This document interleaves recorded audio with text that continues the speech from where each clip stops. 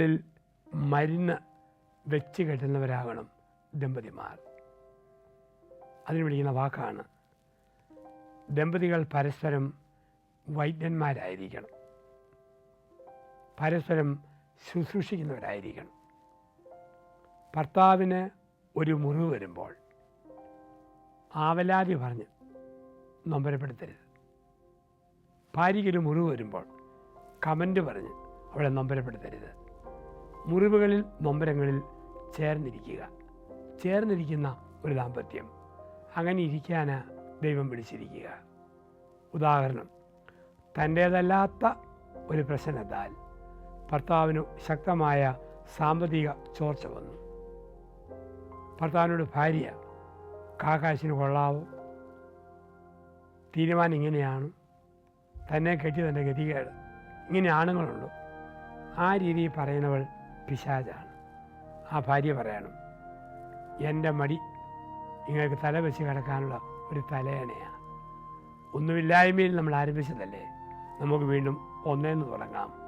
അതൊരു ഭർത്താവിനെ ഒത്തിരി ആശ്വസിപ്പിക്കും. അവളാണ് നേഴ്സ്, വൈദ്യ ശുശ്രൂഷ ചെയ്യുന്നവൾ. ഭാര്യയ്ക്ക് ഒരു മനപ്രയാസമുണ്ടായി.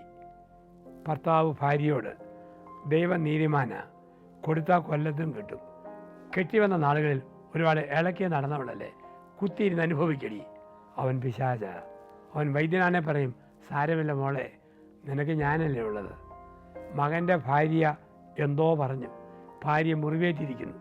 ഭർത്താവ് പറയണം, എടി മക്കളെ കണ്ടും മാമ്പൂ കണ്ടും കൊതിക്കരുതെന്ന് കാരണവന്മാർ പറഞ്ഞിട്ടില്ലേ, നിനക്ക് ഞാൻ തുണ, എനിക്ക് നീ തുണ, നമുക്ക് ദൈവം തുണ. ഭർത്താവിന് എന്തോ ഒരു നൊമ്പരം മക്കളിൽ നിന്നുണ്ടായി. ഉടനെ ഭാര്യ പറയണം, സാരമില്ല മനുഷ്യ, നമ്മൾ തുറമുഖം, മക്കൾ കപ്പൽ പോകും, തുറമുഖം നിൽക്കും, നിങ്ങൾക്ക് ഞാനുണ്ട്, എനിക്ക് നിങ്ങളുണ്ട്, നമുക്ക് ദൈവമുണ്ട്. ഇങ്ങനെ പറയുന്ന ഒരു കുടുംബജീവിതമാണ് പരസ്പരം വൈദ്യനായിട്ട് മാറുക.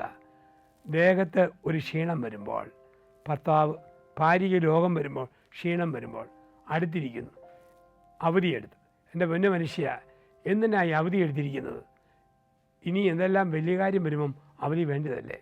ഭർത്താവിൻ്റെ മറുപടി, എടി ഇതിനേക്കാൾ വലിയൊരു കാര്യം എനിക്കില്ല, നീയാണ് എൻ്റെ ഏറ്റവും വലിയ കാര്യം, നിൻ്റേത് കഴിഞ്ഞിട്ടേ ഉള്ളൂ എനിക്കെല്ലാം എന്തും.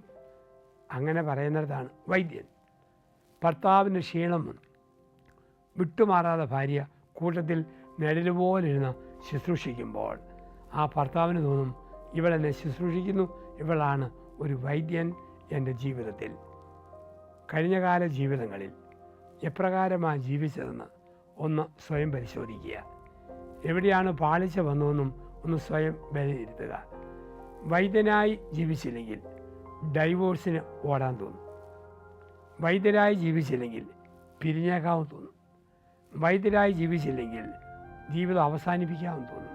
പക്ഷെ വൈദ്യരായി ജീവിച്ചാലോ, ജീവിച്ച് കൊതി തീർന്നിട്ടില്ല, ഇനിയൊരു ജന്മം കൂടെ ഉണ്ടെങ്കിലും ഇവിടെ തന്നെ ജീവിക്കും.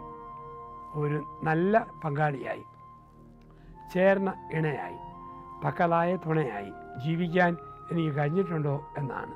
അങ്ങനെ നമ്മൾ വൈദ്യനായിരിക്കുമ്പോൾ അവിടെ നമ്മൾ ഓർക്കണം, ആ ദാമ്പത്യത്തിൽ നമ്മൾ ജീവിതത്തിൽ അവർ വൈദികരും കൂടിയാണ്. അങ്ങനെ വൈദികർ ദൈവിക ശുശ്രൂഷ ചെയ്യുന്നവരാണ്. അപ്പോൾ ഉടമ്പടിയിലൂടെ ദൈവം ശുശ്രൂഷ പൗരോഹിത്യത്തിൽ അച്ഛന്മാരെ നിയമിച്ചെങ്കിൽ രാജകീയ പൗരോഹിത്യത്തിൽ ദമ്പതിമാരെയും ചേർത്ത് വെച്ചു. അപ്പോൾ ബലിയർപ്പണമാണ്, 24 മണിക്കൂറും ബലിയർപ്പണമാണ്. ദേഹം ഭർത്താവിന് കൊടുക്കുമ്പോൾ, ദേഹം ഭാര്യയ്ക്ക് കൊടുക്കുമ്പോൾ, ജീവിതം മക്കൾക്ക് കൊടുക്കുമ്പോൾ ഒരു ബലിയർപ്പണമാണ്. പറയുന്ന വാക്കെന്താ, നിനക്ക് വേണ്ടി മുറിക്കപ്പെട്ട എൻ്റെ ശരീരം, നിങ്ങൾക്ക് വേണ്ടി മുറിക്കപ്പെട്ട ശരീരം, ചിന്തപ്പെട്ട രക്തം, കുഞ്ഞുങ്ങളോട് നിങ്ങൾക്ക് വേണ്ടി മുറിക്കപ്പെട്ട ചിന്തപ്പെട്ട ശരീര രക്തങ്ങളാണ് ഞങ്ങൾ. ഇതാണ് ഒരു ഉറപ്പ് ജീവിതത്തിൽ. അങ്ങനെയുള്ള ബലപ്പെട്ട ജീവിതം നയിച്ച് വൈദികരായി വിശുദ്ധിയോടെ ജീവിക്കാനുള്ള കൃപ എല്ലാ ദമ്പതികൾക്കും ലഭിക്കട്ടെ. ദൈവം നമ്മെ അനുഗ്രഹിക്കട്ടെ. ആമേൻ.